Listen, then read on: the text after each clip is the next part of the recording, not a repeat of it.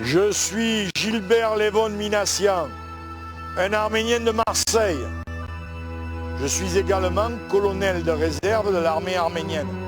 Je voudrais aussi préciser, pour que ce que je vais vous dire ensuite soit clair, que je suis un militant de ce qu'on appelle la gauche en France, que j'ai été un militant actif de la défense de la cause palestinienne.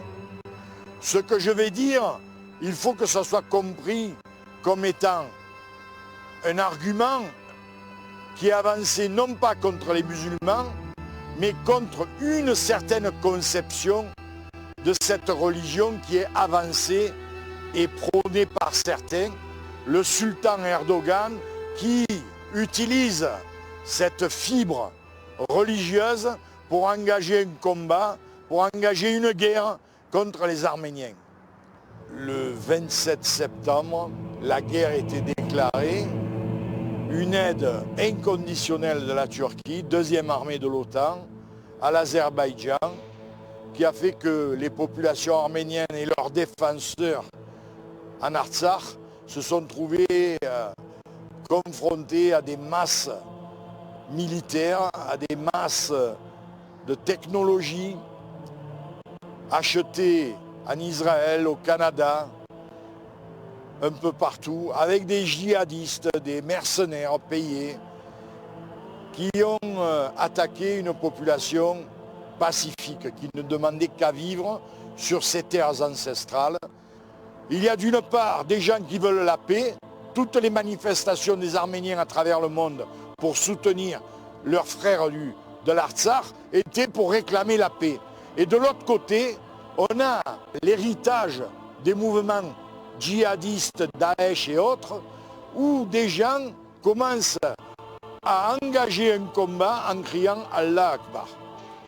On se retrouve 500 ans en arrière, en 1453, où les Arméniens, encore une fois à cette époque-là, étaient le poste avancé d'une certaine idée de la civilisation, celle qu'on nomme occidentale, celle qu'on nomme européenne. Cette guerre, ça a été une guerre où la barbarie a atteint des sommets, où les morts sur le champ de bataille n'étaient plus respectés, où il y avait des décapitations, où il y a des vidéos qui sont diffusées à travers tout l'Azerbaïdjan montrant des mutilations. Il y a des vidéos où l'on montre des soldats arméniens prisonniers avec les mains attachées dans le dos qui sont fusillés. Fusillés alors qu'ils sont blessés. Aujourd'hui, Erdogan a baissé le masque. Il cherche à être le porte-étendard d'une certaine conception extrémiste du monde musulman. Aujourd'hui, les Arméniens se sont retrouvés seuls à se battre à 1 contre 10, contre des moyens technologiques énormes. On a tenu 45 jours. Aujourd'hui, personne ne nous a apporté une aide. Rien. Nous sommes les seuls à nous battre contre la barbarie. Cette barbarie existe. Nous sommes encore debout pour continuer à nous battre. Voilà la guerre que nous avons subie. Une guerre où des gens ont quitté leur maison, où les églises ont été bombardées, les hôpitaux, je l'ai dit, les cliniques, les écoles, les maternelles, où les gens maintenant sont obligés de fuir avec ce qui leur reste, avec les pierres tombales de leurs ancêtres.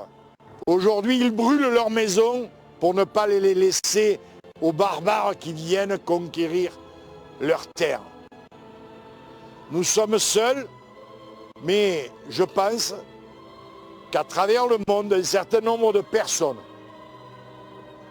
un certain nombre d'intellectuels, un certain nombre d'organisations seront à même de poursuivre ce combat et de dire haut et fort que c'est une confrontation entre deux types de civilisations.